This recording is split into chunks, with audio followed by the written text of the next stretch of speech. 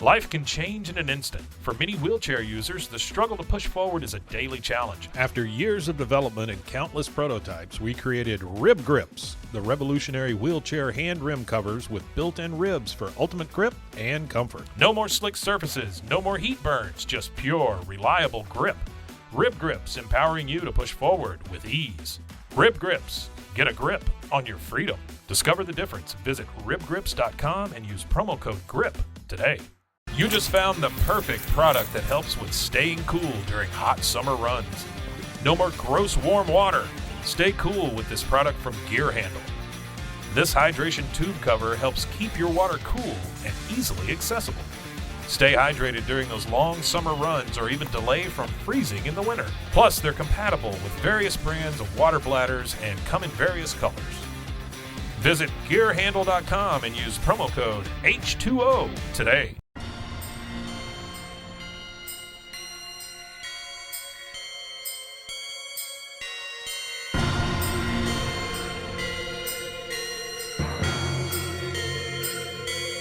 BooBaes.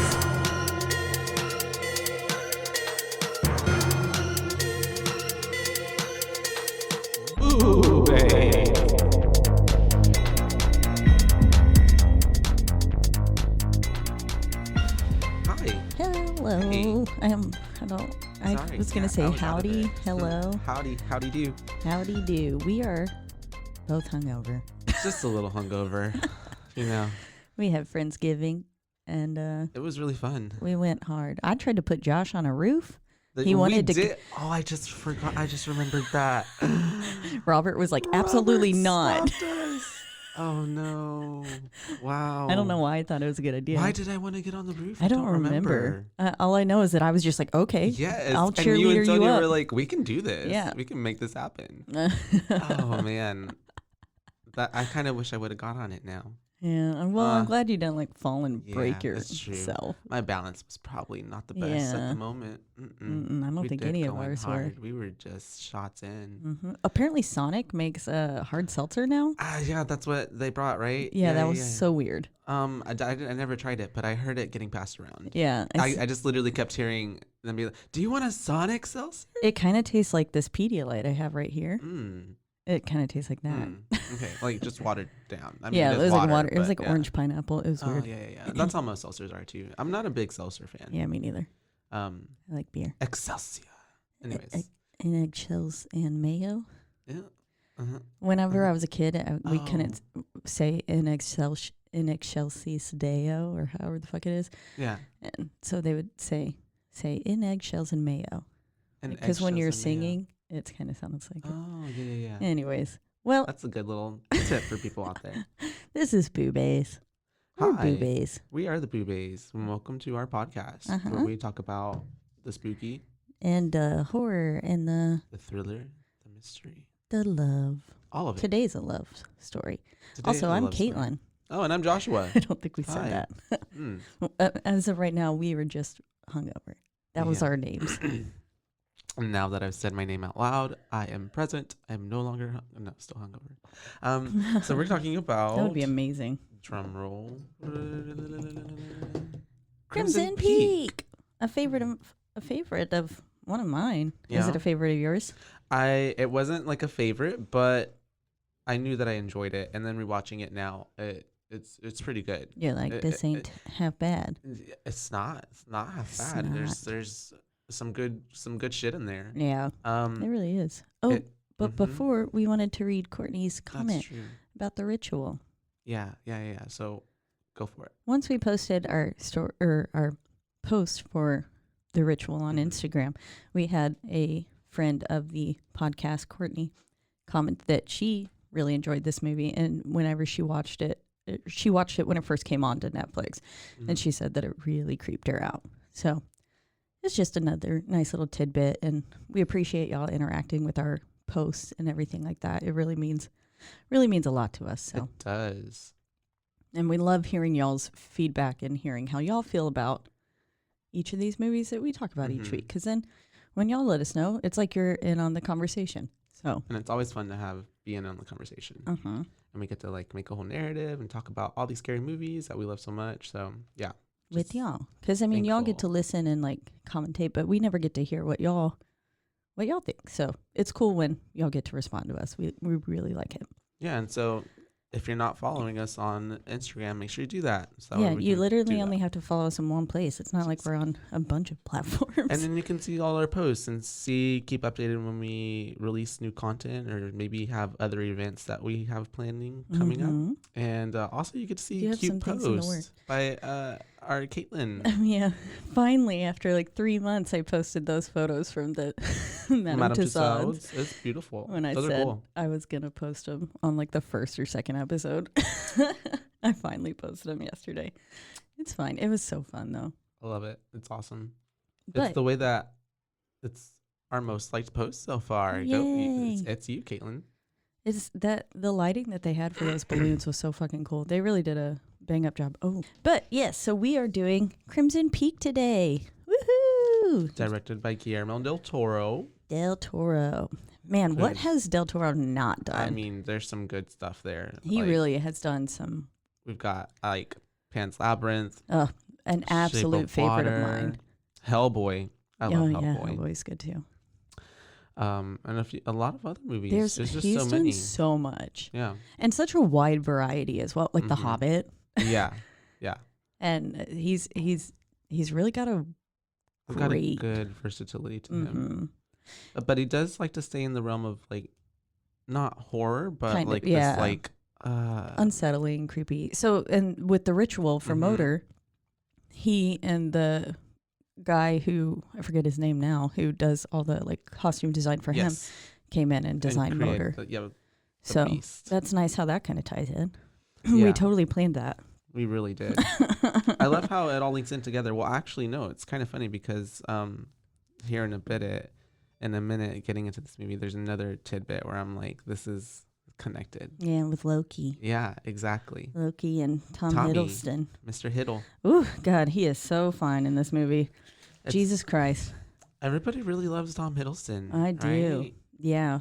Oh, I Yeah. really do. What is it for you? I don't know. Is it the length? Uh, He's so tall. he's like skinny, but first off, we always love a good tall skinny boy because big ass dicks. There you go. You heard it here first, guys. But You heard it here first. I mean, isn't that Pete Davidson, right? Yeah. Why he's literally with Kim Kardashian right now. now, and he's dated like all these other women. Ariana, Literally. he's bagged like 2 of the hottest women. Yeah. And then there was someone after Kate Beckinsale too for a whole minute Jeez, there. yeah. See, it's Yeah. I mean, women what will do else? some weird things for. I don't think they like to laugh that much. It can't be that funny. But I don't. Even in this movie though, he's like skinny, but his chest looks real broad. Like there's that one scene where Mm-hmm. where Lucille's kind of jacking him yeah, off, yeah. and I mean, God, Yeah. but to be Lucille, Well, to be Jessica Chastain. yeah, I mean, in general. just gorgeous. First off, yeah, this movie's got a huge cast, like Yeah. pretty I mean, big yeah. names. Mm-hmm. We've- We've got Mia Wasikowska. Yeah, Wasikowska. Every time I think of her name, I just think Mike Wazowski. Yeah. Wazowski. I always say Wakakowski, but Yeah. I don't think that's Yeah, right. it's Wazikowska. Yeah. And then we've got Tom Hiddleston, Jessica Chastain, Charlie Hunnam, and Jim Beaver. Yeah. So Billy or Bob, Billy from Supernatural. Mhm. Yeah. It's been so long since I've watched Supernatural, but Literally me. Just kept up with like the first 2 seasons, and then I didn't really watch anything after that. oh yeah, Yeah. that was one show that I watched from like season 1 Mm-hmm. up until about season 9, Mm-hmm. and then I kind of fell off. At that point, like how much Supernatural can you get into? Yeah, Like, are we the repeating storyline kind of storylines? repeated itself. Yeah, Yeah. but it's very good, and I am a big fan of them. Jason Padalecki and the other guy, Yeah, Jensen Ackles. Jensen Ackles. There you go. I've been to Family Business Brewery, which is his Oh, really? brewery. Yeah, his wife Daniela, I believe is her name, served That's me cool. beer. Wait, where's that at? Dripping Springs. Here in Texas? Mhm. Oh, I didn't know Yeah, that. both him and Jared are from Texas. John, I didn't even know that. Yeah, Cool. that is a fun fact. Yeah, Anyways, close to home. All back right. to the movie.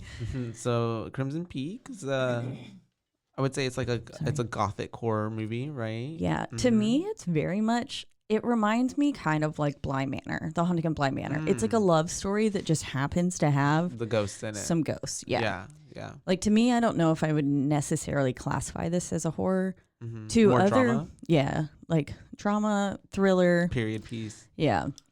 But then like looking back at it, I'm like, okay, yes, this is to anyone who is easily scared. Yeah. This is going to scare them. Yeah.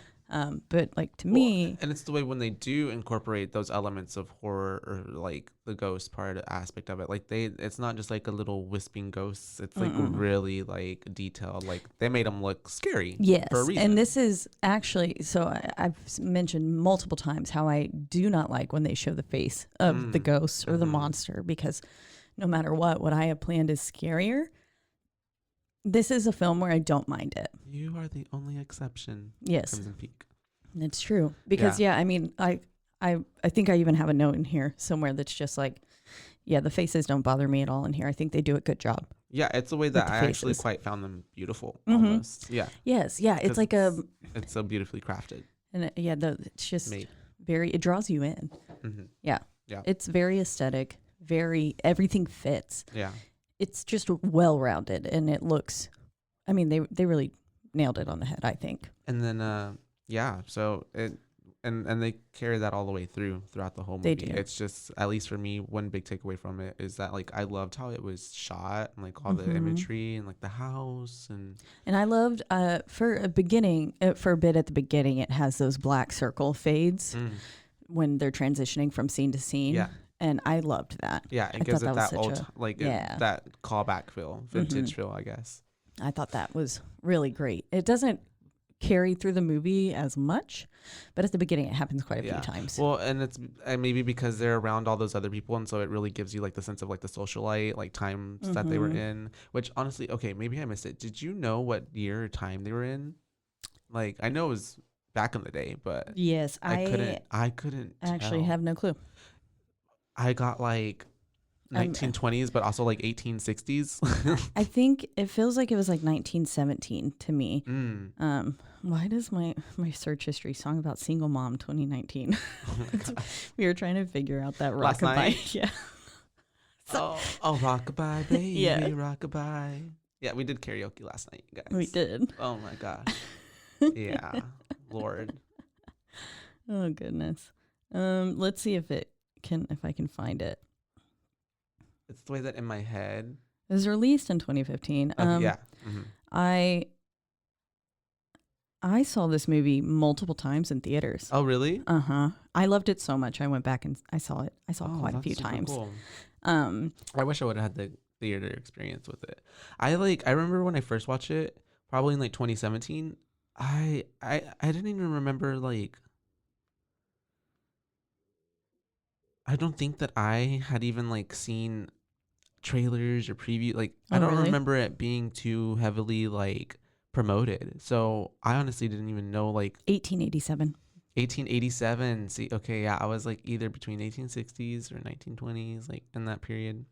That's where it is. Wow. Yeah, I don't know. I mean, I remember being very excited for it. I think I saw it like one of the opening weekends, and then I for sure went back once to see it again, but I really think I went 3 times. Okay. This was when because back in this like time period, I would go see movies like all the time. Yeah, and like Marvel, like all the Marvel movies. Like I think I saw like some of the Spider-Mans like 4 times in theaters. Where Tom Holland stands. Yeah, and so I would go to rewatch films a lot if I really liked them. Yeah. And this is one that I did go back multiple times, and then I did also buy it on Blu-ray the moment it came out. So take my money. yeah, Yeah. I was a fan That's of this good. film Well, quite a bit. I loved it. I loved everything about it, the aesthetic, everything. I think it's a great story with some good plot twist. Yeah. When I first watched it, I mean, there was a little, the big plot twist at the end. They I hint knew at that it, they were but colluding. Yes. Like I knew these people were colluding, but I didn't know that it was going to go there. yeah, Yeah. exactly. Yeah. Yeah, it's because, I mean, it's such a taboo subject, even in fiction. Yeah. So yeah. it's like to go there, it's like, oh, fuck. Oh, God. Okay. Yeah, that's disturbing. Yes. Yeah. Yeah, it really is. So yeah, we're just gonna jump into it, you guys. Let's see. So, we started off the movie beautifully with Mia. We're just gonna call her Edith, I guess now, because that's her character, Edith. And then like outside or whatever with the snow. It's basically a scene from later on in the movie. Yeah. But we're opening with it right now. I love when films and books start with the ending. Mm-hmm. I think it's such a And great. it's like you start, and then it's like this is how we got here. So it's like, I mean, you don't know that's the ending until you get to the end. But which is really good. and the the way that creepy they do song that. playing the melody that Lucille would sing to Thomas Thomas. was awesome. I loved the whole vibe of that. It looks really good. But yeah, it lets you know that shit's about to go down, which Really? is so fun. Yeah, it's very foreshadowing. It lets you get ready for it. This whole opening line to it, she's like, "Ghosts are real. This much I know." Mm-hmm. And I love that line. Yeah, it's so much. I wrote it down. I did like, in too. quotes. I'm like, yes. And with the like, yes emoji, and then the bless. And then so we go into her, just talking about how the first time she had seen a ghost is when after her mother died of black cholera, and she was a little girl. And this little girl did a great job of acting. She did a fantastic job. Yeah. For like literally not even within the first 10 minutes we get our first ghost. Yeah. And right off the bat. So she's in bed and she is, just in bed, and then you start hearing like all the eerie, creepy, like there's something coming, and then all of a sudden, like I love how they shot it to where it's like slow but then fast whenever she pops up. So when her hand wrapped around her shoulder, I think I jumped. Yeah, it's one of those. I was They're just kind trying of to like, give you a little good jump fuck. scare. Yeah. And I think it's effective. And even if you don't jump, it's just like very like scary, like the way that she comes up, because you imagine like a little kid. I'm imagining myself in this like fucking skeleton ghost. I would have had a heart attack. And if y'all have like, if you don't see it, she basically looks like what I would think of like a black bride, like Dia de los Muertos kind of thing, like her whole get up, which honestly I'm like, it's beautiful and scary at the same time. But yeah, that is creepy as fuck. It is. And the way that her finger, like her hand like goes on one by each finger, and it's just like, and then she says, "Beware of Crimson Peak." Yes. And then they're like, oh, and this is where I put love the black circle transitions. It might be that the black circle transitions happened when they were changing from like time to time, because there were some flashbacks. You know? Maybe that's what it was. That might be what it is. How they like separated it. Yeah. But yeah. And then Edith is commenting, and she said, it'll be years before I understand what that warning meant, blah, blah, blah, stuff like that. And then it pans back to 1867. Is that what I said? Or 70s? Yeah, 1867. And to like where I guess she's now what, an 19-year-old probably? Yeah, she's young. She's still young, yeah, for sure. I don't know quite how old she is. They don't really address it. Age is not real. Yeah. Here. And then, but she's going in to work on her piece of fiction, because Edith is a writer. She is a writer. Which is a big part because, well, at the end we figure out Edith has made this book, Crimson Peak, that they pan in on the beginning. And I love that. It feels very storybook. Like we're going into a fairy tale of sorts. It's meta too. Yeah. I like the way that they did that intro with and showing Crimson Peak. That was how they showed the title. Was as her book. And so I thought that was really great. Which then again at the end you see it's full circle. Yeah. And then it also just like it's a great, like there's so many elements to it where it's also like what ends up happening to her through the movie, and how she takes those experiences and like turns that trauma into like, I'm gonna make a fucking book out of it. There we go. Yep. She's like, we're at least gonna make some money off this. Literally. For real. As one should. Make money off your trauma. That's right. There we go. So then we go in though, and we get to meet Alan. Oh, Alan. I love him. He's so sweet. Played by Charlie Hunnam. What a little sweetie. And he loves her. Yes, he does. He really does. Yeah. And they run into his bitch ass sister and mom. They were horrible people. So fucking rude. I know. Jesus. The way that they're actually people like that too, though. Yes. Like, And I'm like, how is Alan from the same family as y'all? Like, he is such a sweetheart, and y'all are just fucking rude as shit. And so, And so, they're talking about the baronet, right? yes, the So baronet. He's a baronet. Yes. So that's Tom Hiddleston's character. Hasn't come in yet, but they're referring to Already talking to about him. the baronet. They were expecting him. Yeah. And they asked Edith what she thought of that, and she goes, "A baronet is just a parasite with a title." And I was like, "Ooh, it's the way that they're all fawning and like doing this. And what the one girl's like, "Well, he's a charming parasite." Yeah, something like that. And it's like, because I mean, at this time, I mean, society, like they just wanted to get married off to like the man with the biggest title or had the most money. Yeah. Yeah. It's a very Pride and Prejudice. You're trying to make sure that you are going to be provided for. Yep. Survival. Yes. Yeah. Very much so. That is definitely how it was. But yeah, so she's going to get her work reviewed, right? Her piece of fiction. Yes. And essentially, because she's a woman, she gets told it needs to be a love story. Yeah. And not so much ghost. Little did she know she would write a love story.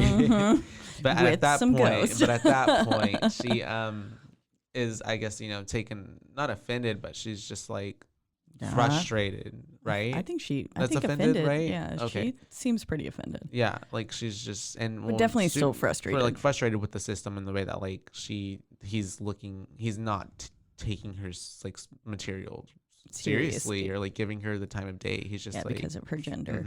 And then so it pans over to her father gifting her this pen, which does come in handy later. Which will come back later. It really does. Yep. And it's so sweet. He's so sweet to her. Their relationship is so wholesome. Yeah. I love it. But then she goes, "I want to type it because I believe my handwriting's too feminine and it gives me away." Yeah. And so, which is unfortunate. Someone might actually read or like publish her stuff if like it's just typed and you can't tell who's behind it. Which a lot lot of females did. Like they did that or had a pseudonym, like a male's name. I was like, there's quite a few. And did Mary Shelley at one point? Did she? I feel like maybe she originally published under a male name as well. I don't remember that. I could be making that up. I have no clue. No. I mean, I have no clue, but I do. She mentions Mary Shelley too. I know she does. She's like, because she died a widow. It's because someone called her a what's it? The other Jane Austen. Someone. Yeah. And it's just like, no. Yeah. Mary Shelley. I want to be Mary Shelley. Yeah. Writing horror stories and dying a widow. Love it. Yeah. But now in comes our daddy Thomas Sharp Baronet. I put it's Loki. Hiddleston. Yes, and it is. That's Loki. how I was like, oh wow, this is connecting to the ritual because it was Modor who is Loki's bastard child. Yep. So now we have the one and only Tom Hiddleston, who I can only see as Loki now. Yeah, he has really taken on the Loki role. Love him so much. Ugh, what a cutie. He comes in though, and he's in a meeting, right? Yes, to offer and try to get funds for his clay harvester. His little mining thingy invention. Yeah. And as they're in there discussing, her dad, I forget his name now, stands up and he was like, "You've already tried and failed to collect capital in London, Edinburgh, Milan," which is important because that'll come up later as well. There's so much that like they tie in throughout the whole movie. Yeah, that if you rewatch it, you're like, oh wow. See now, yeah. You were telling us the whole time. It's right under our nose. Yeah, they're giving you hints the entire time. Yeah, which I love. Like, I mean, and then there's some that are more subtle, like when you watch, but these ones are. I mean, they're making a big point of it because they don't want you to be heavy on fucking the hammer. Confused later on. So they did a great job with that. And so essentially he says, and then he says, he grabs his hand and he goes, my hands are rough through hard work. I've worked and we've all earned our spot here and you haven't done enough. You haven't put in your dues, basically. Yeah. And he's like, you, sir, have the softest hands I've ever felt. Yeah. And I'm like, yeah, but that's the times, that's the very these men, these guys who have all this money. I mean, they do get to control whatever happens. They're the investors, basically. So. Yeah. But, And it was America was all about that back in the day too. Like we pulled ourselves up by our bootstraps, and we or whatever worked. the fuck it We is. were poor. And now we're not. Yeah. And we're American. Yeah. Because they're But- basically just telling him to like F off. Yeah. Yeah. Then I put we love Alan. I don't remember why, but I just love him. Oh, Alan. Love him so much. Is that because yeah, they talk about all that. Oh yeah, because I don't know why you wrote that. I just love him. You just had to mention it. Yeah. Yeah. Aw. So they're getting ready for the party, right? This is why, because he comes in and he comes to pick up her father. Yeah, He's getting ready, and that's right. And he just says like some very sweet things about her and him. Like, I just love him all the way around. The way that he treats her father. He's just a stand-up guy. Yeah. Love him so much. He's such a little sweetie. He's husband material. And Edith is staying home from this party because, well, she doesn't feel like engaging in social aspects not like her this. tea. Yeah. And she would rather stay home and write and relax, which it's like, yeah, same. For real. Homebody. But she goes back upstairs when she's alone, and all of a sudden she's getting kind of a very similar scene that happened to her as a child. Yes, because Ghost Mommy is coming back. And it's actually, I like the way this one was seen because you see her at the end of the corridor, the hallway. And it's just really like, ooh. It's like, ooh. Spooky. And then the way that the doorknob is just going like ham. It's like freaking out. And ooh, then, I'll put, we don't fuck with doorknobs wiggling like that. And then it gets stuck in the down position. And so then when she goes to touch it and it pops up. Back up. That's a good little jump scare. Yeah, too. And then she closes the door. Right? Yeah. And then it closes itself, right? Something. It definitely closes. It closes. And then she's just like pressed up against it, like trying to listen to what's on the other side. And then boom, through the door. I really like that part too. Yeah. Ghost it was a Mommy good scene. comes in and she's just like, beware of Crimson Peak. And it's like also too though, like, Mom, why are you coming back and like why are you looking so scary? Couldn't just like sat down next to them and be like, honey, when you get Crimson older, Peak. Crimson Peak, just keep that in mind. It's Don't go there. not a good idea. Yeah, she don't. had to manifest as a very unsettling Maybe it was spirit. the black cholera. Yeah, maybe just her image in death is Yeah. terrifying. That's why Amelia did say she had a closed casket. So Yeah, because I know that like plague disease, it made you like get all pussy. Yeah, pussy. Sorry, oh my god, pussy, and pussy and like gross, and you had like boils all over, and Ew. like you had open wounds and stuff, and like infections. So gross. yeah, Yikes. Well, so yeah, she's scary. She gets the warning again, and then all of a sudden, Sir Thomas Sharp, baronet, yes, is he waiting. arrives. Yeah, Mhm. because Soaking wet. and the maid, I don't know what she is. There's house, take care. I don't know what they're called back then, but she's just like, he's insistent. He won't leave. Yeah. I'm just like, that's a red flag. It is. Yeah, it is. And so she goes down, and I said, he really does know how to work people. I said, Yeah. you're the strongest, like, women per se. Like, Yeah. I mean, because she was really like adamant on how she was and not being hung Like up she's on already love. breaking character for this boy. Like, And- barely knows him. But he's very charismatic and charming. Yes, which And- is always a red flag too. Yeah, and as well as like, because later on we figure out in the movie like this man's got secrets, but he's very good at manipulating like what he wants people to think of him. Yes. Yes. And so he ends up persuading her to go to the party that she said she wasn't going to go to.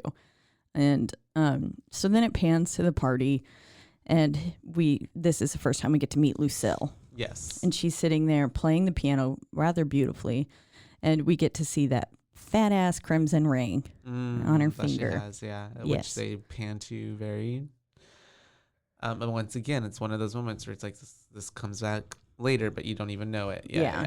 Yeah. They like make a point of pointing it out, but you don't like think too much of it until you see it again, and then you're like, oh, yep.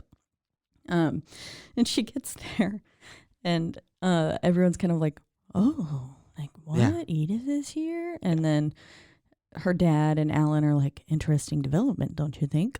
Yeah. But then she goes to apologize to bitch mom. Ugh.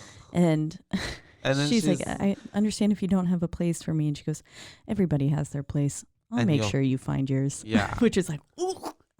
She was a Damn. bitch. She was. She was stone cold. Yeah, she really was. It It's was the way like, she only had those lines, and I hated her. I was like, ooh, no. Yeah, she was not a nice lady at all. And then, yeah, like you said, I think right after that, that's when he introduces her to his sister, Lucille, right? Yeah, it's either right before that or it's right after. After the candle waltz. The little dance, yes. Mm-hmm. Which the candle waltz scene is really cool. Yeah. I like that. Like if I saw that in person, I would be like, stunned. I'm like, that's wow. so neat. Yeah, for real. Because I don't think I could do that. Oh, no. No. Because they were moving so fast. That flame would go out. Yeah. How is that even possible, too? I So don't basically, Mr. Thomas asked Edith to dance with him, and even Which was an upset. and she was like, no, forget the other girl's name. Mm-hmm. But then he was like, no, I'm asking you, and I want you to dance with me. She says, but I think she would be delighted. He goes, I dare say, but I have asked you. Yeah. And he says, I dare say. I was like, ooh. Yeah. I don't know. I just love There's it. a little add that, I dare say. We should bring that back.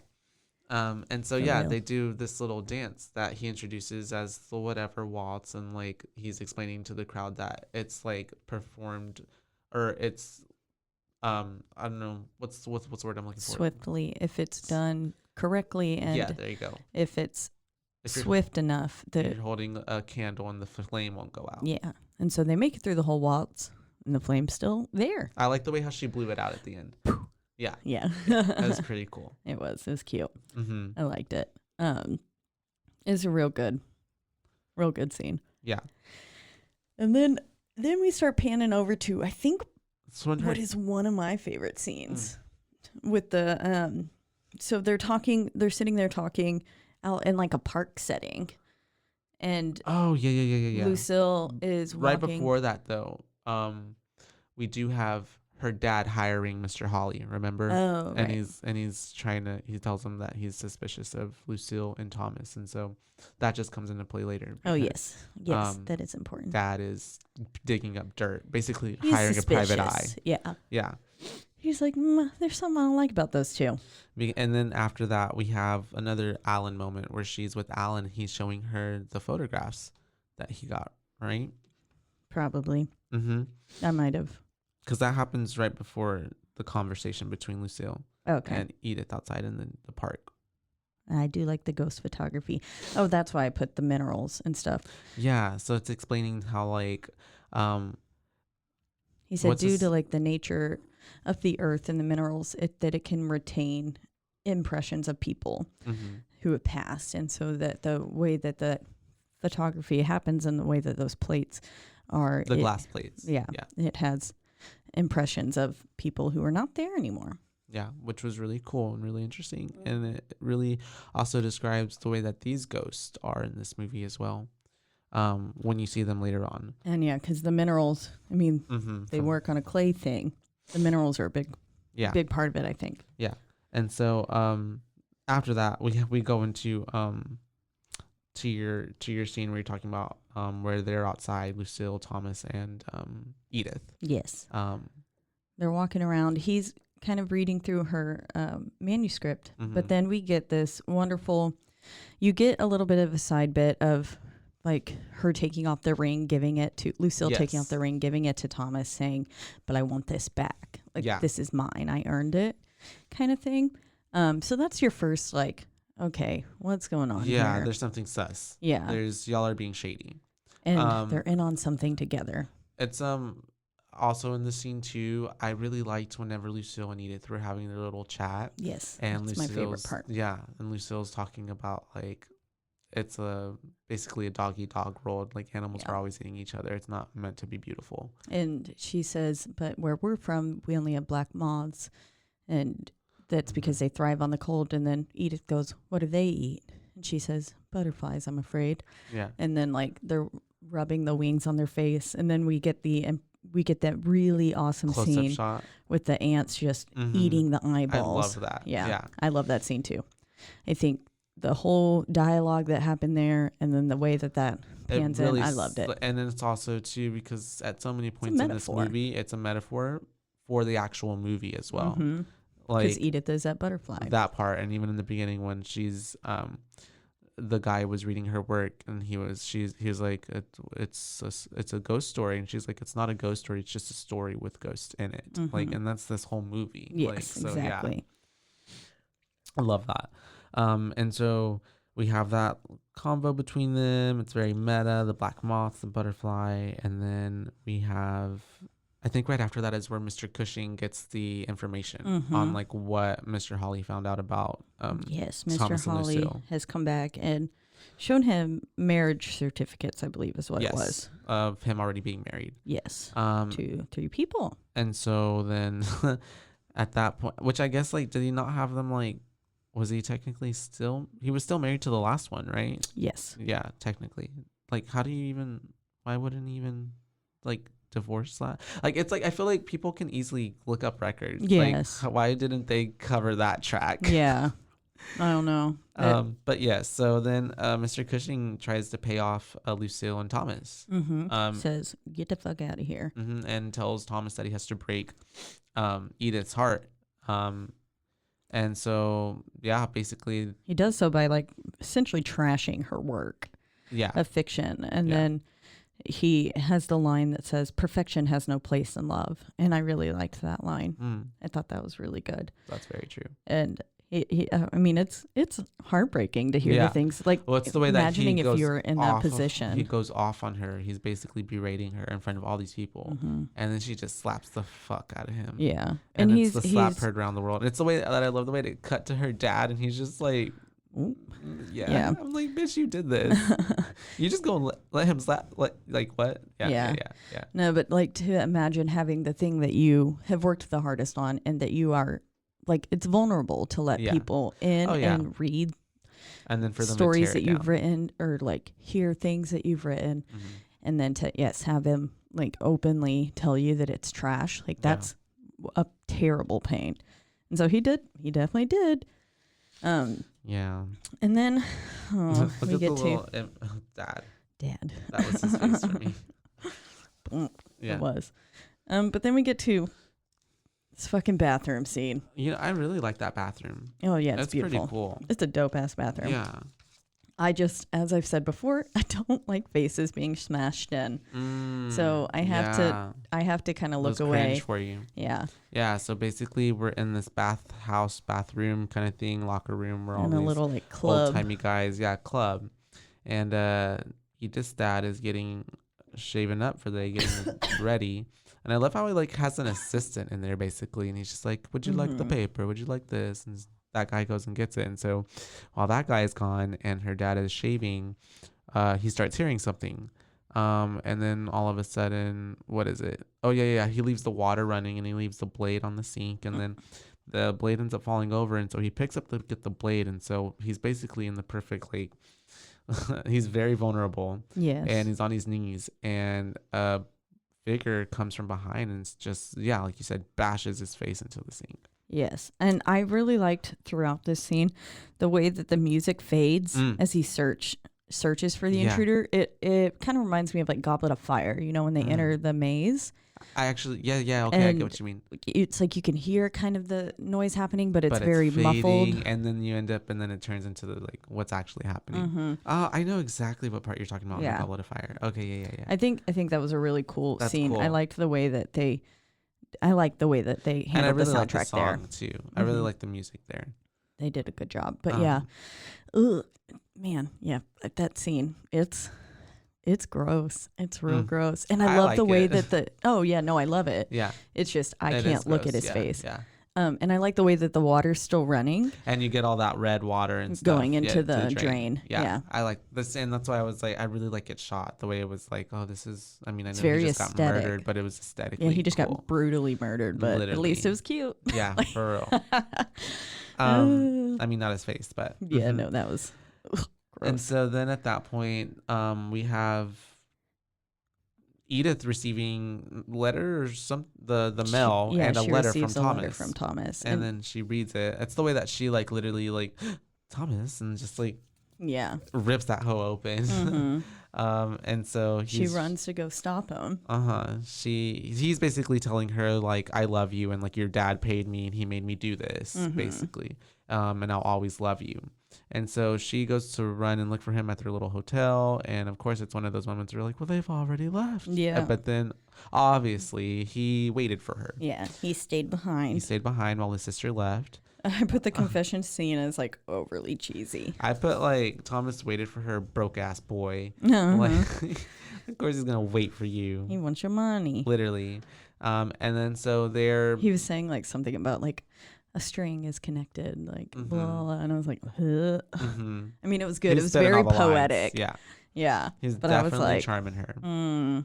Yeah, the way I've heard that before. And then they have this big old romantic kiss, and then like quite literally, right after this scene, Edith gets news that her dad has been murdered. And this whole scene, the identification of the body scene is so good. Yeah. The way that she's handling it. And when she's like, no, don't touch him like that. Yeah. And then she was like, he's afraid of looking his age, you see? And it's like, oh, God damn, that's so what's sad. His name? What's his character's name? Alan comes in and he's like, he's being a detective. Yeah. Like, he's like, this is not normal. Which kind of ties back to when they're in the glass plate scene. Yeah. When she picks up Sir Arthur Conan Doyle, Sherlock Holmes, and she's like, fancy yourself a detective. And homeboy plays a very detective role throughout the entire, because he's like, nah, shit's not adding up. Yeah. And the whole reason that he's like the one person connecting she lives all the at dots. the end is because of him. So. And so, she has to identify his body. Daddy's dead, and right after that we have the funeral where we see that ring on her finger. Yep, he's got the ring on her. And they're married, and they now that's right, now they're back in he took her back to, what was it called? Allerdale Hall in Cumberland, England. There you go. And they get to the house, and she gets off the little cart thing, and he was like, meet my wife, and the guy's like, you've been married a while, sir. Yeah. And so the servant, she's like, what? Yeah. And she's like, what did he mean by that? And he's like, I have no idea what he meant by that. And we get the little doggy. The doggy comes up. The dog comes back. And this like scraggly looking dog. Yeah. That he's like, fuck.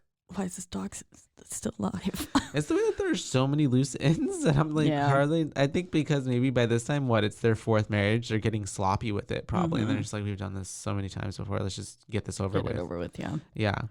And so, and I put right there, and Edith is ignoring. Oh yeah. So he brings her into the house, right? Yes. This decrepit house. Oh no, there's leaves on the ground. Literally hole.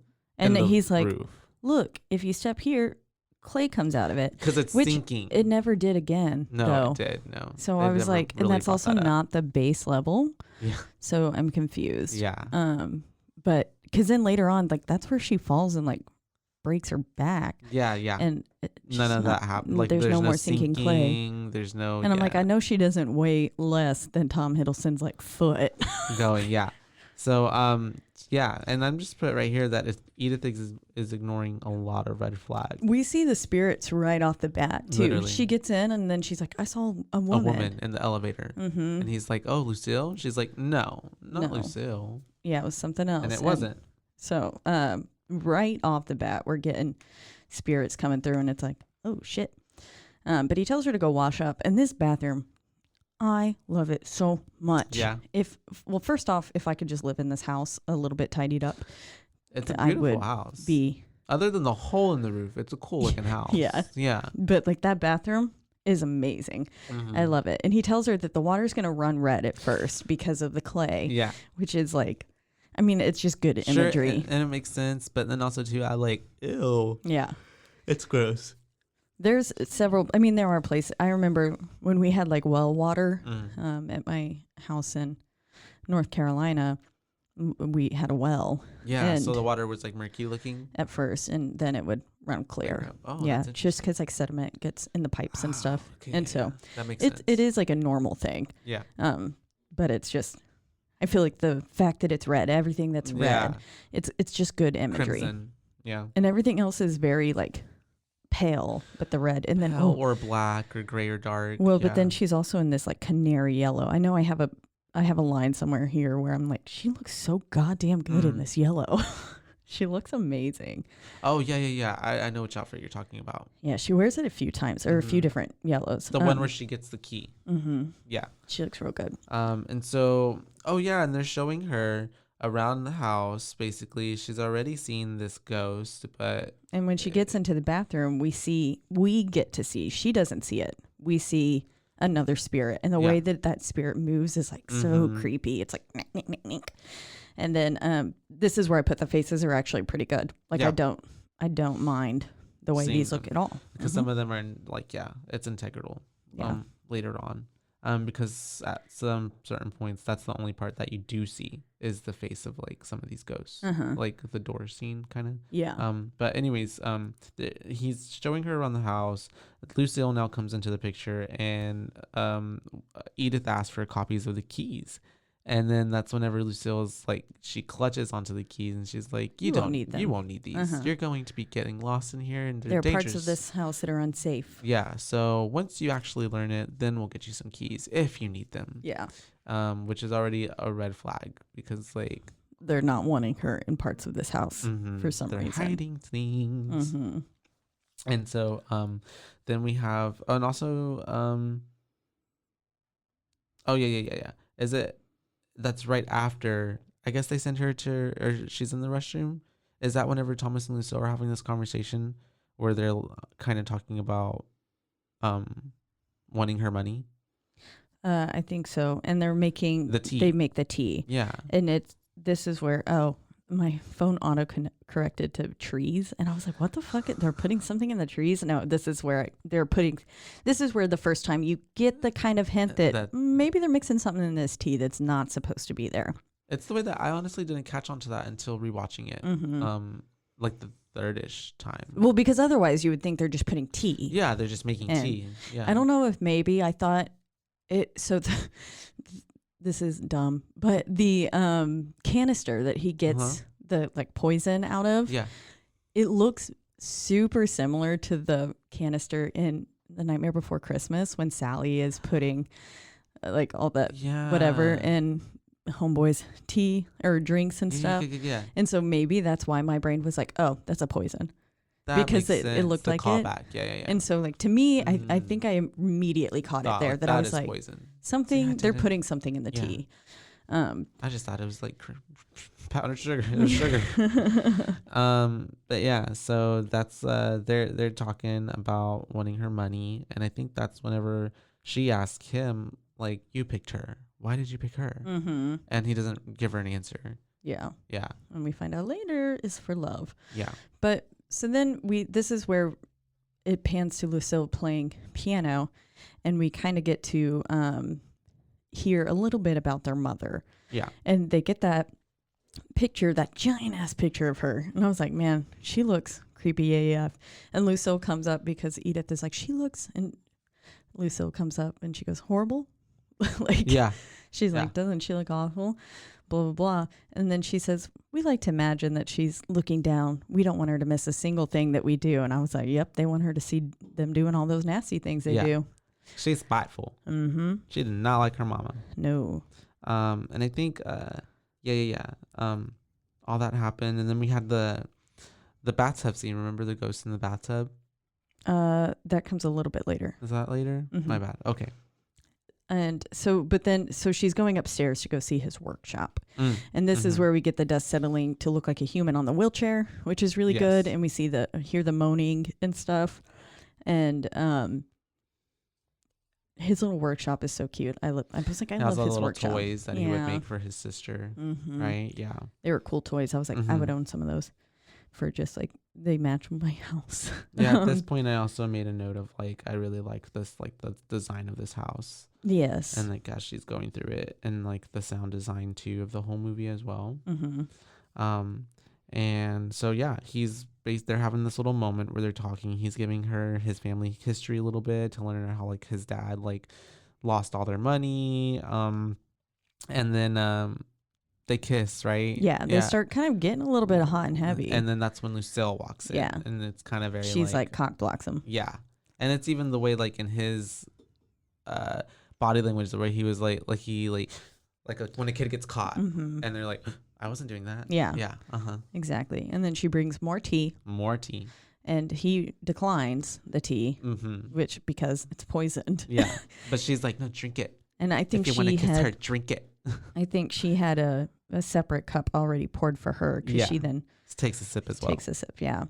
And so it's the way that he doesn't trust her. His like, you can tell like he doesn't trust her. Like he still doesn't take a sip of it, even though she takes a sip of her own.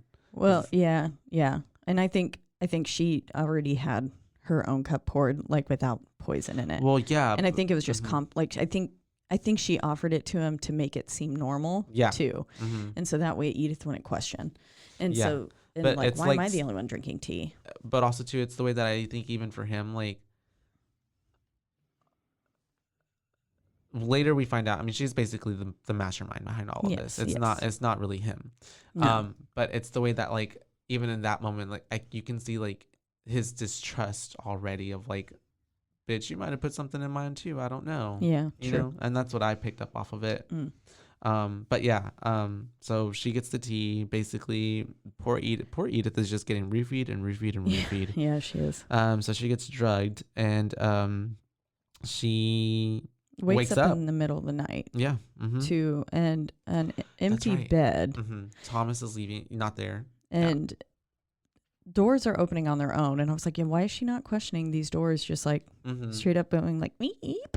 Yeah. And ting, ting, ting. And then she goes and she finds the I believe this is where she finds the wax cylinders. Yes. And the ghost in the closet is actually really fucking creepy. That one I was like, I said that face is the one I like the most, I think. And like I would shit my pants if I saw that thing. That face they did a great job on that ghost design there. Yeah, I really enjoyed the way that like she's like has the door half like barely like cracked open, and she's looking at the dog because she thought the dog was in there, and then she's like, oh wait, you're over there. It's like, and you just see that face kind of like slump away. It's like the way like the eyes roll back too, like it's real good. Yeah, they did a great job. Ooh, creepy. And then the door closes and she's like, what the hell? Yep. And then she does the thing where I would not do. Bitch opens it. I would be like, okay, you know what? You're staying closed. I'm leaving. We're not going there. Yeah. We're not opening whatever is behind this door. And then she keeps exploring and gets on the elevator, which then moves on its own, which is like another like the house is almost alive kind of situation. And also Thomas had already said that it tends to misfire a lot is what he said, but I think he knows it's the ghost. Yeah. But he's telling her, and so I guess maybe that's why she's not questioning it. But well, it's the way. Do Lucille and Thomas see these ghosts? You think? I think so. Yes. Yeah. Yeah. Okay. I feel like they would have. I feel like the ghosts are there to torment them. Well, it's the way that. Well, also too. I mean, it's. I think this has already happened too, right? Where. As if the McCrispy couldn't get any better, Bacon and Ranch just entered the chat. The Bacon Ranch McCrispy, available at participating McDonald's for a limited time. Ba-da-ba-ba-ba. Right in the middle of it, Thomas and Lucille are like walking down the stairs at some point, and they're walking away from her after Edith has told them like she saw something, and they're like, how did she find out about Mother, like kind of thing. And okay, I don't know. Okay. I mean, they definitely can because, she sees Thomas at the end. Yeah. And stuff. And I think those ghosts are there to kind of to get revenge, to make their lives a living hell. Yeah. And anyways, the elevator goes down to the basement though, where then she finds the luggage of Enola. And she's not really, I guess, certain that Enola is a person yet, but there's a luggage and it has on the little lock inscribed Enola.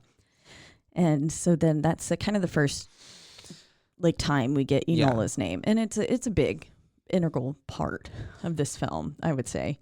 And that's who we kind of find out, I think no, that wasn't her in the closet. That was the first lady who had the wax seals, which I don't remember her name. Her name was, I wrote it down over here somewhere. It's like Margaret or something like that. Yeah, that does sound familiar. Yeah. And then it goes back to the beginning, or not the beginning, but like they're back together and they're in the kitchen and they're talking. And this is when we hear the word or the name Crimson Peak come out of Hiddleston's or Thomas's mouth. Yes. And he's like, oh, we call it Crimson Peak. And she goes, wait, what? And then he was like, yeah, Crimson Peak because of all the red of the clay. During the winter, whenever the clay seeps up, it turns the snow red. And so he's like, just like Crimson Peak. Yeah, no big deal. And then she's like, that's whenever she's like, fuck. Crimson Peak. Oh, shit. I know that name. Yeah. I'm supposed to be scared of it. And so she is now like thinking like, damn, okay, there's something really going on here. And then I got warned about this. And then that's whenever it cuts to back in America. Alan is investigating like what exactly happened to Mr. Cushing, because he's like still like, this is not right. And because you don't slip and fall into a sink and bust your face like that much till you're dead. Yeah.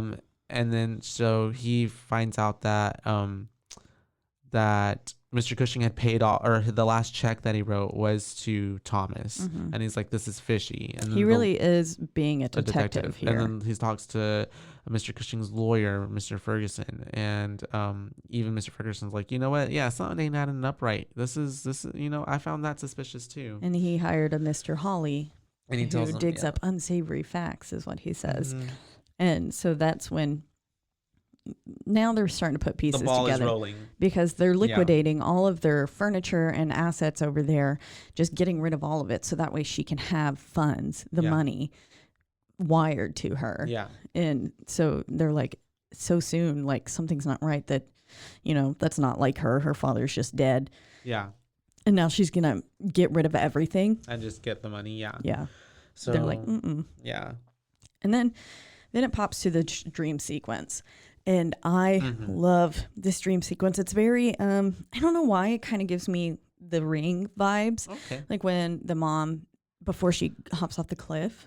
Oh, yeah. But so we see Edith, and then far away is this like ghostly figure that's just got its arm pointed out. And I love that ghostly figure. It looks so good. That dream sequence, all of it is very good. I love it.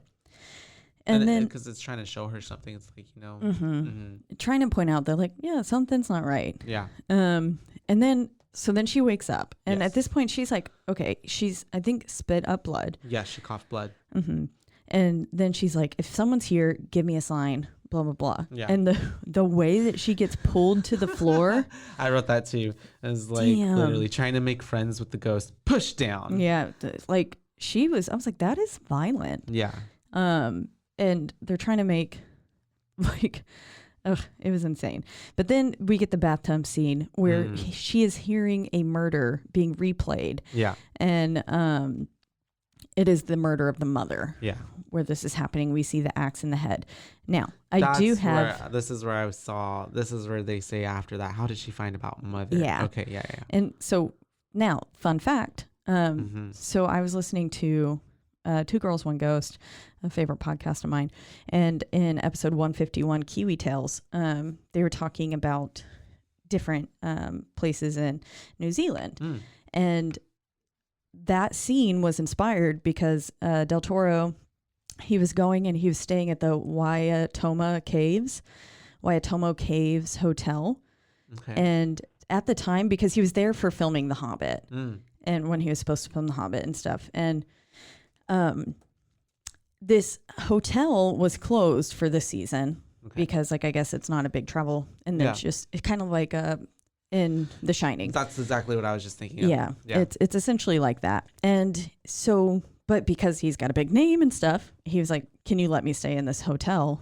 And they were like, "Okay, yeah, fine." So he gets to stay there for a few days because it's notoriously haunted. And he's like, I want to be like experience that part of this spooky thing.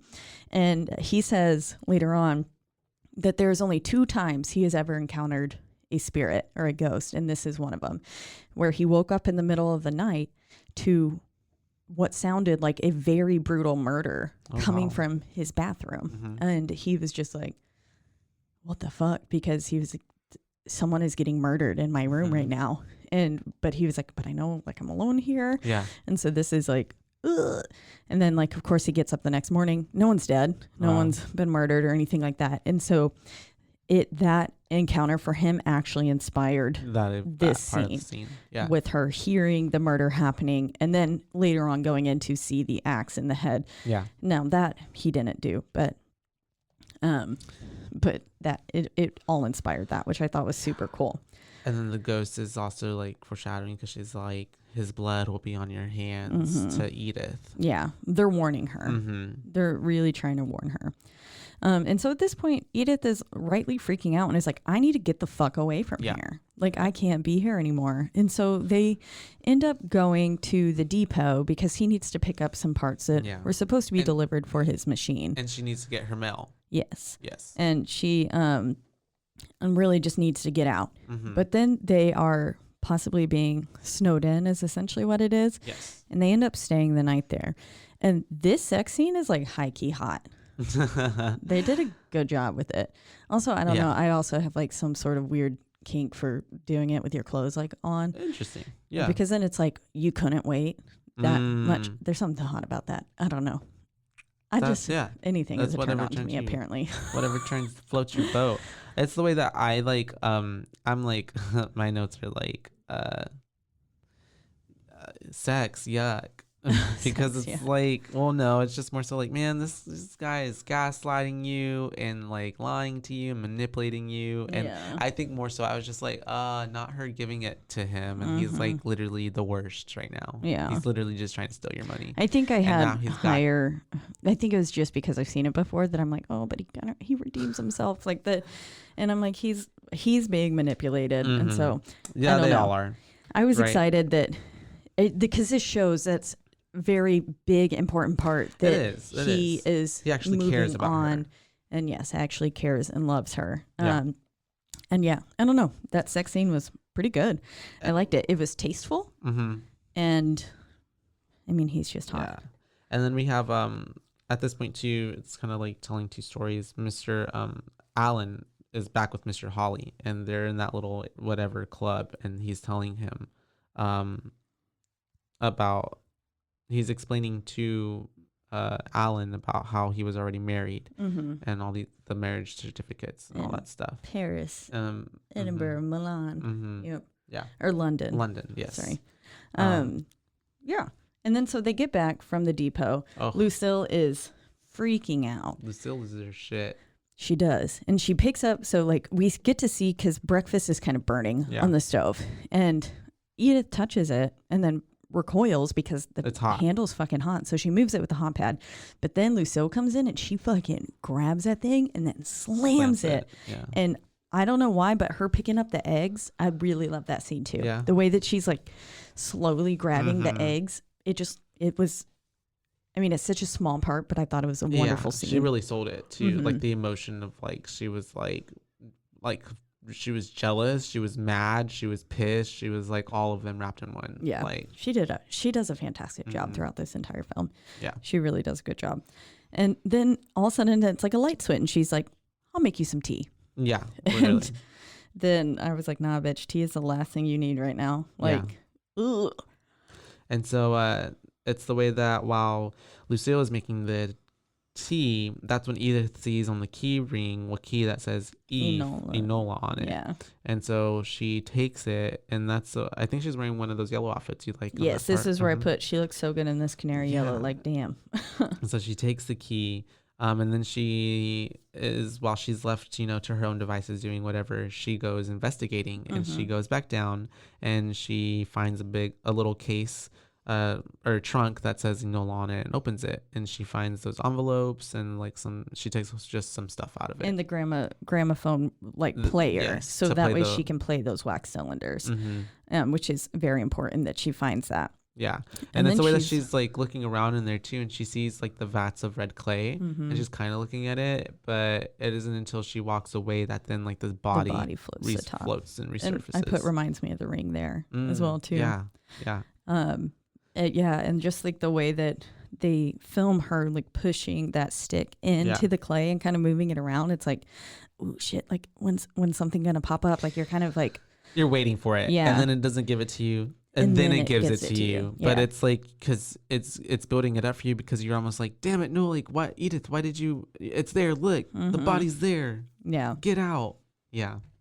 And then she goes, so once she finds it, she goes and plays those cylinders. And the way that like the cylinders tend to slow at some point is so fucking creepy. Yeah. It goes into like that demonic, slow monster voice. Yeah. And then like the poem that Thomas is reading, and you can hear in Thomas's voice, he does not talk to them the same way he talks to her. It's very clear now that he actually cares about Edith, because the way that he sounds so bothered anytime that any of the other women were trying to talk to him in these recordings, you can hear him just being like, what do you want now? Like, what is it? And then he was cold. The way that he's reading the poem sounds very like he's doing a chore. And so it's just very like, ugh. And then, the words that he's saying is creepy. And then the cylinders start slowing and it's like, yeah. And then this is where she's putting 2 and 2 together. She's putting it all out. She finds out. She's listening to all of it. And finds out about a baby. Because the names of the women that he married were Pamela Upton, Margaret McDermott, and Enola Chiati. And one of them was, I guess it was Margaret or Pamela. I don't know which one was on the wax cylinders. I think it's Margaret, right? Yeah. And she's saying how like they're putting the poison in the tea. And even Enola is the one also. I think she's the one who actually says it, because there was recordings from all 3 of them. Yeah. But then she finds out about the baby, and then at the end, it's like the poison is in the tea. It's too late for me. Yeah. And the child, but the poison is in the tea. And then she coughs up blood again. And so that's just like, fuck, I've been drinking poison this whole time. And she goes to run. She goes to run out. And she opens those doors. And she's first off in her like little thin ass nightgown. Yeah. And she is knee deep in snow. Like above her knees. That's a storm. Yeah. And she's just walking through it, kind of like, I was like, that's some real powdery, dry snow. If you're just walking, like, because it was above barefoot her knees. And then obviously she doesn't make it. Because where the fuck are you going to go? Yeah. So she gets, there's that much snow. She comes back. She ends up like falling to the bottom of the stairs, right? Well, not falling, but like, passing out, right? Yeah. Yes. So she ends up passing out on the bottom of the stairwell. And then that's whenever we wake up in bed. She wakes up back in bed and she hears singing. Not yet. No. Lucille is fucking killing it in the scene. This is the way that when she's feeding her the porridge. Oh, you're right. And Edith has since discarded the tea. She goes, no, I don't want that. I don't want that tea. And then Lucille's like feeding her the porridge, and the way that she's like scraping the porridge, like the spoon on the bowl each time is like, ooh. And she's just feeding it to her. And she's like, I tended to mother like this, blah, blah, blah. And then she goes, you'll be out of this bed soon. And it's a threat. Yeah, and in a casket. Yes. Basically. Yeah. She's making it sound like, I'll get you out. Like, I'll get you better and get you out of this. But like, it's a threat. There's a lot of underlying tone and like sinisterness to it. Yeah. And at that point too, it's because Lucille knows that, like, Shay at this point knows, like Edith knows, because that whole, I think we skipped over it, but whenever Edith came and brought back the key earlier, or not brought it back, but like when she put it back, Lucille did that intentionally, where she left it to like, I'm going to test you and see if you had this key. That's true. And she found out that she did. Yeah. And at this point, Thomas comes in though afterwards, and he's like, don't drink that, don't eat that. Like he's coming to his senses, and he's just pretty much like, no, like this is poison. And he's trying to help her now at this point. And then she says like, let's get out of here, let's leave. And he goes like, I can't leave her part. And he says, I can't. And I think this is where I originally caught on to the fact that they were lovers. Yeah. Because of the way that they were acting, I was like, no, something else is happening here. Yeah. And then, so like they're going, and then I think she does go back to sleep. And this is where she wakes up and she hears the singing. Yes. And she sees the floating spirit, which is Enola, holding the baby. And she then points, and you can hear the singing again, that little lullaby. and she's essentially directing and Yeah. getting Edith up to that top room Mm-hmm. and where they're Yeah, and so she walks in and she catches Lucille jacking off her brother. giving him a little hand job, and he's like kissing her neck. And yeah. okay, but he looks so hot there, like with his shirt undone. This is the scene you're talking about, yeah. It's the way that he looks at her with like terror, like, oh my God, she sees us, and the way Lucille just looks at Edith like, This is he's my man. mine. Yeah. That look, oh my gosh. And she runs off, and then Lucille starts chasing her, and She's then like, well, you know now. yeah, You already know. It's a We sense might of- as well not put a veil between the curtain, you know. all out in the open. Yeah. And she goes, "I knew it. I knew you weren't his sister. Or like I knew you love weren't." this scene. And then she was like, "I am." And then fucking pushes her off I the love balcony. this scene, yeah. I don't understand The way that she hits and didn't die, like the way that she didn't just break in half. Yeah, because after she's pushed off the banister, she falls down, and right on her back, Yeah. she hits another railing before she falls onto the ground, where the clay does not seem to sink Yeah. out, Yeah. even though it did earlier. And I put, like, I truly don't understand how she's alive. I have no Yeah. fucking clue how she is alive, And that was or how she can walk. that was a pretty gnarly fall. Yeah, Not because her even like leg, the height, but like the way she hit that second railing. her leg is broken from it, and that's like kind of it. Not her back, which I'm just like, I don't. Yeah. I'm like, that's not what you hit, homegirl. Yeah.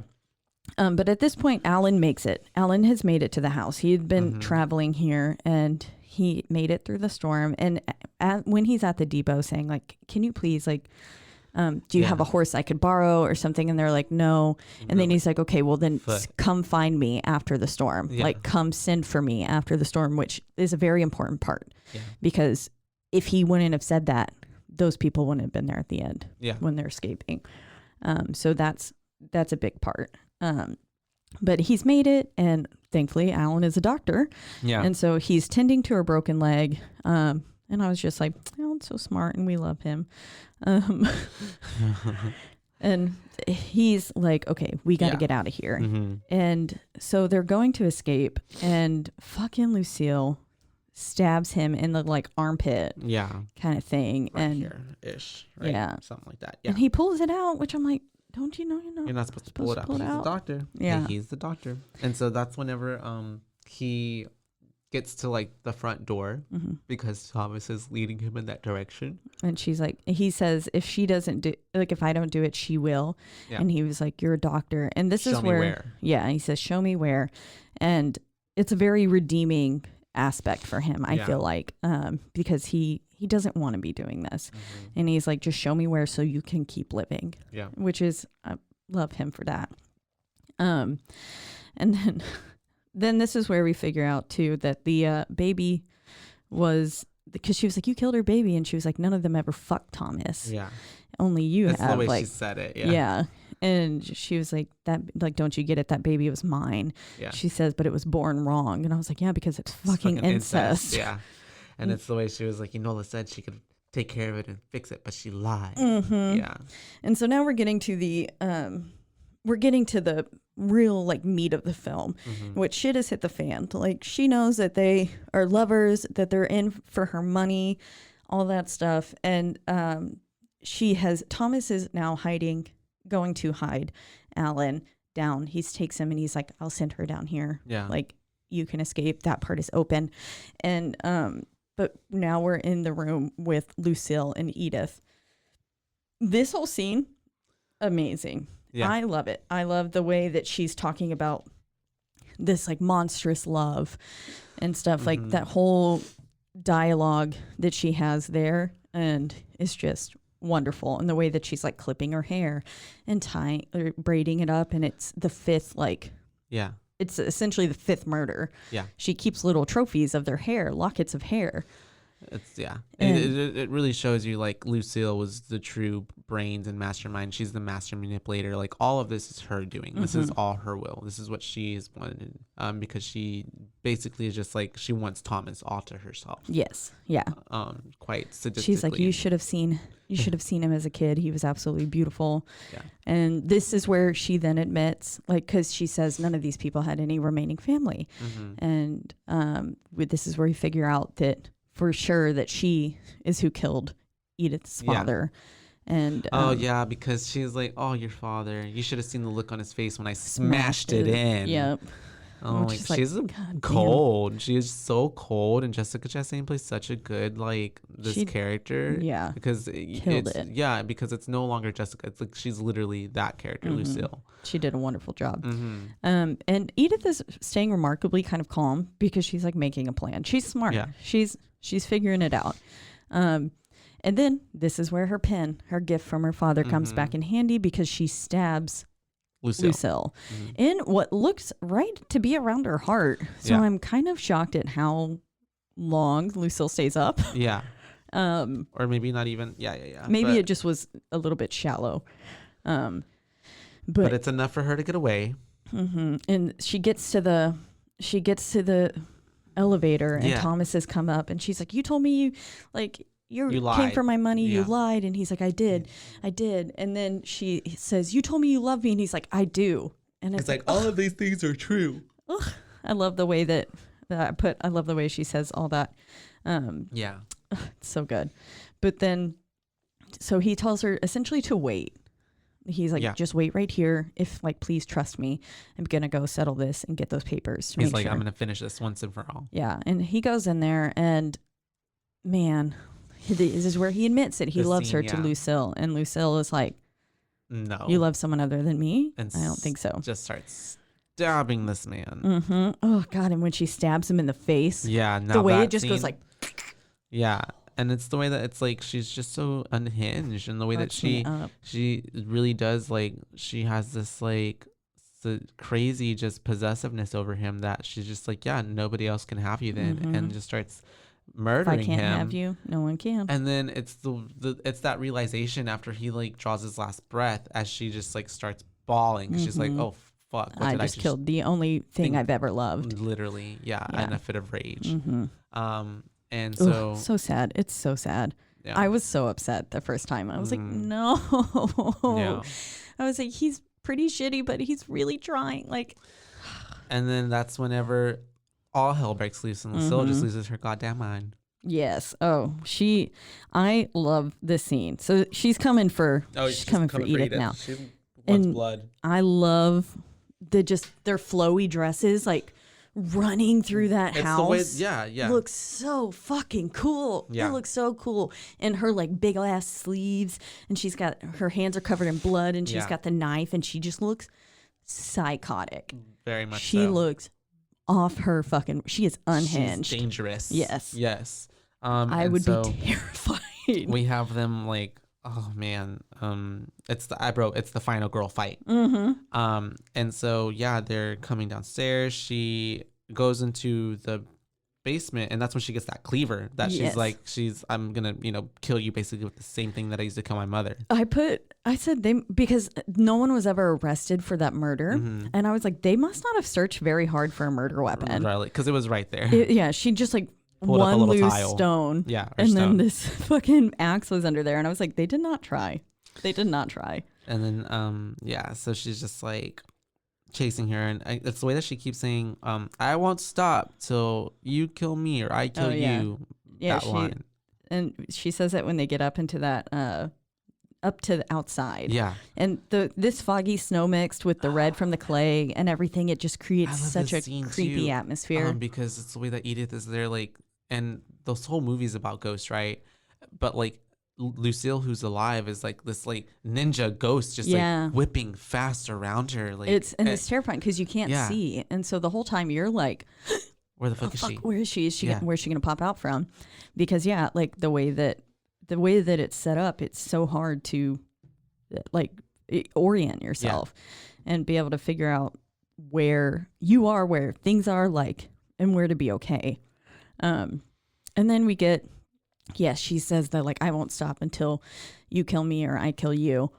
Then this is where we get Ghosty Thomas. Yeah, because Edith is like, help me. And then she's like, he looks weird. Lucille's like, who are you talking to? There's nobody here. And she's like, yes, don't you see him? Turn around, look at him. And Lucille sees Thomas, and he kind of is like this helping of just like distracting and getting Lucille's guard down for just a moment. And I love how Edith is just like, Lucille. Yeah. And then just whacks her right across the face with the shovel. And then she gets back up. Oh, Lucille, and I'm like, yeah, she's got and she endurance. says, she says it again. Yeah. She says, I won't stop until you kill me or I kill you.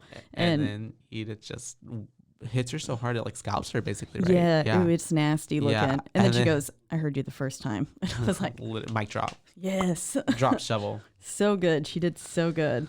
And then you have this moment where she's like looking at Tom as she holds his face and he leans into it and it's like, oh, it's very sad. Yeah, it is sad because you're like, damn it. You like, kind of wanted them to work out.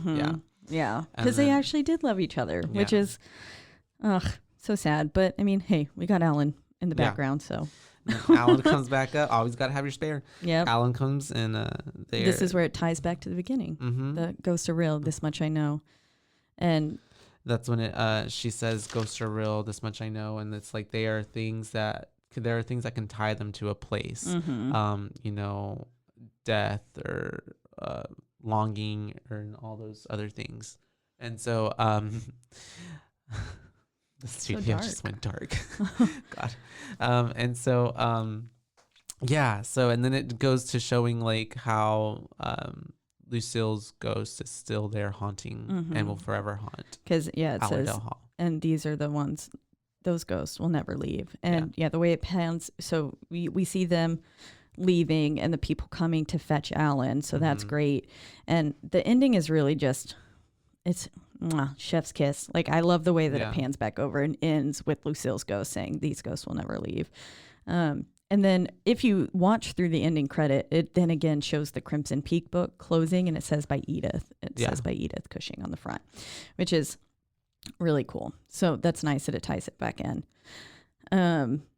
So we had a few different little responses from our Crimson Peak post talking about it. And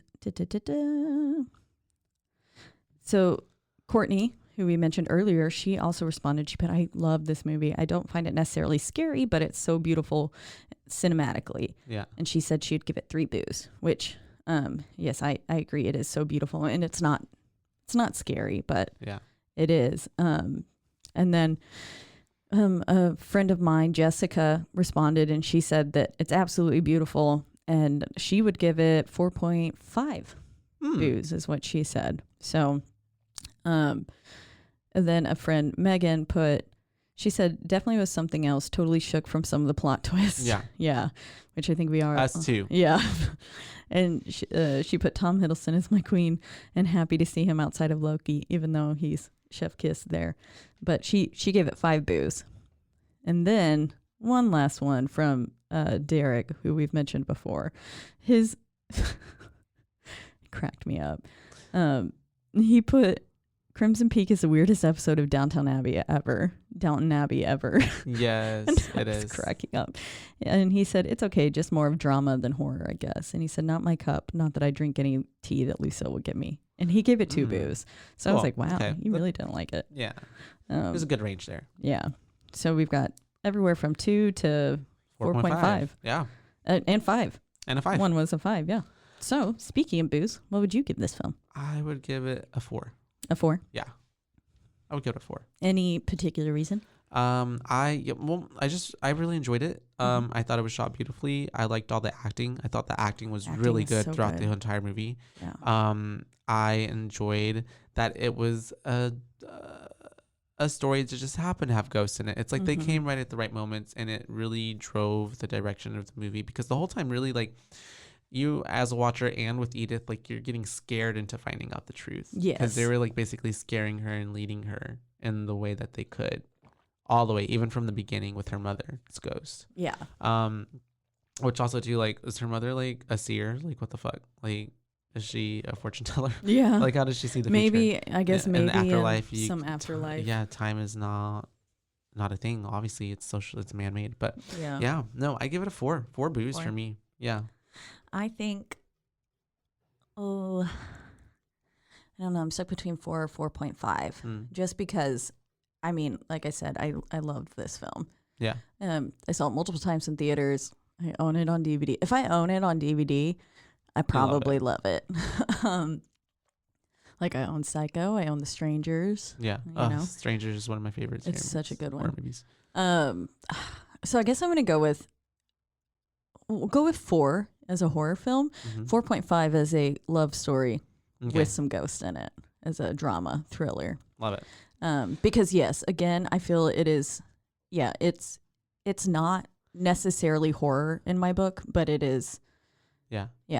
It's a love story. It very much reminds me of Bly Manor. Not scary, but for me, like, I mean, what I love about horror too is like there's so many subgenres. Yeah. Of horror. Like, there's not just like, it's like there's sci-fi horror, there's monster horror, there's slasher horror, there's more thriller horror, zombie horror, and this is like that like period piece like kind of horror. Like, it's still, at least for me, has elements of horror in it that I would still classify it as horror. Yeah. But anyways, overall, it's just a freaking beautiful film. Beautiful. So good. And I would 110% recommend it to anyone. Like, it's such a good film. Yeah. So I think that's all from us on that today. As always, we are in the lovely Rogue Media Network studios. They take good care of us, and we're happy to be back with Mike and his new bionic legs. Hips.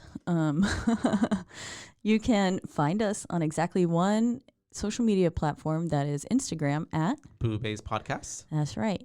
All one word, and that's BooBaes with BAES, not BABES. And if you would like your response to be read on the podcast, just reach out to us on there. Tell us how you felt about any of the movies. We will slide into the DMs, or just comment or leave a little something on one of the posts. That's right. Yeah, because we'll be posting stories asking for your commentary on the film. So we will be recording that day, and then we will also. You can always comment on the post after it's up, and then we'll read it on the next one. So we will get it covered. Yeah. At some point. We want to hear y'all's responses, though. We really, really appreciate it, as we said earlier. And you can find us to listen to us on multiple streaming platforms, biggest ones being Spotify, Apple Podcast. There's also Amazon, Google Play, Stitcher. Yeah. All those things. Just pretty much anywhere you could find a podcast. Yeah. We really should be there. Yeah. We even, yeah. No excuse. But if you're listening on Spotify, don't forget to follow. But if you're listening on Apple Podcasts, rate, review, and subscribe. That is the only way that we can ever get ahead. So if you're sitting there listening right now and you're not driving, go ahead and hop on over. Leave a review. It really some stars, leave some booze. Really means a lot to us when people do that. And again, it's the only way we can get ahead. So if you enjoy it, let us know. Yeah. But I think that's all, right? Yeah. Yeah. Well, it's fun. It was. It's a long one again. Sorry. There's so much to cover and unpack. Yeah. Whoopsies. Well, thanks for sticking around with us. Bye, Baes. Bye, Baes.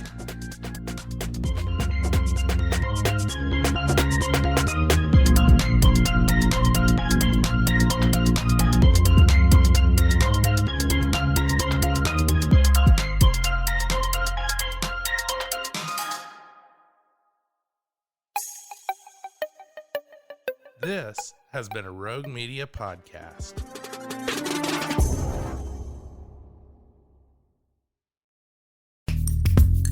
Are you a podcaster? Let's talk podcast hosting. Are you tired of your current podcast host? Need real support in a community that gets it? At Rogue Media Network, we offer top-tier podcast hosting services to help you thrive. From hosting and distribution to dedicated support, we've got you covered. Starting as low as $25 a month. Join our community of passionate podcasters today. Contact us at hello@roguemedianetwork.com.